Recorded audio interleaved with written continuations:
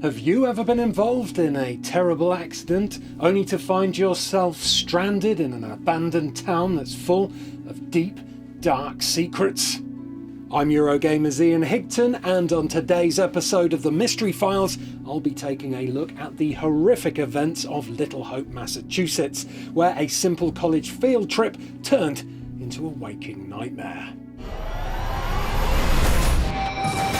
On the last episode of the Mystery Files, we set sail for the high seas, where we boarded the Man of Medan, a haunted warship that was on course for calamity.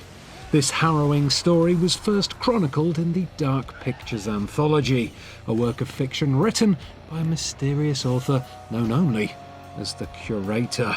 But, as we soon came to discover, the incidents on that fateful voyage were actually based on real-life events. Thankfully, for those of you out there without your sea legs, our next mystery takes place on solid ground, this time in the abandoned New England town of Little Hope.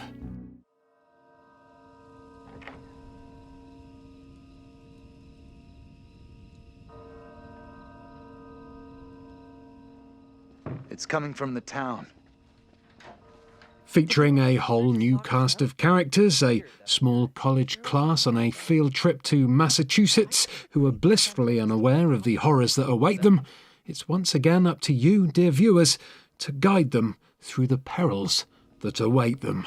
Heading into Little Hope feels like our only option. Just like the victims of the Man of Medan, this calamitous class consists of 5 playable characters, namely Taylor, Andrew, Daniel, mature student Angela, and their Professor John. But, as is the way with the Dark Pictures Anthology, the only lesson this group will be learning is a crash course in survival. You see, following an unexpected detour, the bus the group is travelling in overturns, and the class suddenly find themselves trapped in the deserted town of Little Hope. An unfortunate turn of events, you may be thinking, but things soon go from bad to worse as our heroes quickly discover that a mysterious and dense fog is preventing them from leaving. I have a bad feeling about this. But what do we really know about this enigmatic town called Little Hope? Well, just like in The Man of Medan, this story from the Dark Pictures Anthology draws its basis from real-life historical events. The origins of Little Hope lie within the events of the New England witch trials of 1692. During that period, people in the Massachusetts towns of Salem and Andover were accused, arrested, and often brutally executed for the crime of witchcraft. And it's from maps of Andover from 1692 that the name of the fictional town of Little Hope was born. In this tale, the settlement of Little Hope was at the centre of those 17th century witch trials, and because of these events, the town may not be as deserted as our characters first imagine. I've heard more than enough, thank you. In this dramatic piece of found footage, we can see a map of Little Hope that points to several locations where horrific events have taken place, including both an execution site and a massacre memorial. But who or what is Tilly Johnson, the woman named twice on this map, and why are both her home and her memorial site featured so heavily? Is it possible that Tilly could have been one of those accused of witchcraft and then executed back in the 17th century? Perhaps unravelling that mystery will be the central focus of the story in Little Hope. The story of Little Hope forms around paranoia, brutal executions, and the pursuit of redemption. But while the majority of this narrative is set during the modern day, this tragic tale does occasionally flick between different time periods. Along with those historical events from the witch-fearing 1692 and our group of students stranded in the present day, there's also a third time period, one which focuses on a family from the 1970s. But here's the real kicker. Each historical time period features characters that are identical to those we see in the modern day, and their fates seem to be closely intertwined with those of the students. You see, sometime after the crash, the students are forcibly dragged back in time, and there they bear witness to the events leading up to the trial and execution of a group of settlers. Settlers who, rather unsettlingly, look exactly like them. But as with all good mysteries, things only get worse, and on returning to the present, the residue of those historical events continue to pursue them in the form of demons.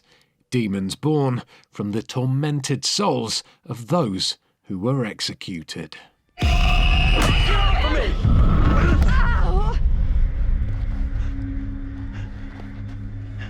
What is your name, sir? Now, in order to make things look as authentic as possible for this recreation, Supermassive, the production team behind Little Hope, has painstakingly recreated garments and locations from these time periods in great detail. This is especially true for the 17th century pilgrim characters, who were cast in their entirety with actors from Northern England, so that their accents would match those of the early settlers. I am called Mary. English actor Will Poulter, who you may recognise from his roles in Bandersnatch and Toy Story, was cast in the lead role, thanks to his ability to recreate both the American and Northern English accents required for the characters that he performs. The team behind Little Hope weren't just inspired by real-world events, though. Arthur Miller's dramatised and partially fictionalised story of the Salem witch trials provides a big backbone for the themes of the story. The team's love of the horror genre is also evident in the many nods to other frightful franchises, with movies like The Witch and The Blair Witch Project and games like Silent Hill providing direct influences for the art and story direction. Amy, come back here. So, how do the mechanics of this tale differ from The Man of Medan, a story that was enjoyed by most, despite the many criticisms it faced when it was first told?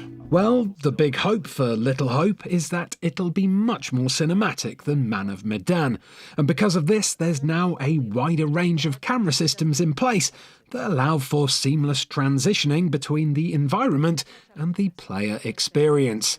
Left stick camera control has also been added, and there are now a greater range of walking speeds that fit the environment and the narrative, which hopefully means our group of survivors will act more appropriately when something unseen is hunting them from within the fog. Helpful contextual information will also make in-game objects more evident, and there'll be new alerts for QuickTime events that will notify players of the location of upcoming QTEs and the action a character will perform if that QTE is successful. Which is undoubtedly something that will come in very handy for those of you out there who enjoy watching episodes of the Mystery Files with a drink or three. Ha! You know who you are. Sideswipe, grapple, ratchet, jab. Meet Fisto with his super smash power. So we now know that Little Hope will tell a much darker story than Man of Medan. But does that also mean it'll be longer? Well, just like all the best stories, Little Hope is multi-platform, and it will be available on PC, Xbox and PS4. Just like Man of Medan, the events of this anecdote are likely to take around 4 to 5 hours in single player. But for those of you who like to hear a story more than once, there's multiple branching paths and even an alternative curator's cut that lets you experience events in the story from the viewpoint of a different character. As with Man of Medan, you'll also be able to indulge in couch co-op with up to 4 other people, current circumstances permitting, and of course, just like Man of Medan, there'll be online multiplayer, so that 2 people can witness the eerie events unfolding from different perspectives. What on earth is that? Okay, very good. We're freaked. Who's there? And so, as this episode of Mystery Files draws to a close, you'll undoubtedly be wondering when we'll finally be able to get to the bottom of the gruesome goings-ons in the town of Little Hope. Well, unfortunately, as with all good whodunits, there's no set date yet. But what we do know is that the story of Little Hope is due to be told sometime this summer. But will that story enlighten us on the connection between our present-day group of college students and their identical counterparts from the 17th century and the 1970s? And will we get to find out what drives those bloodthirsty Cenobites that stalk them? Or will we just be left with more questions than answers? What is that? Well, my friends, we'll just have to wait and see, because for now, these are just more mysteries for the Mystery Files. I'm Ian Higton.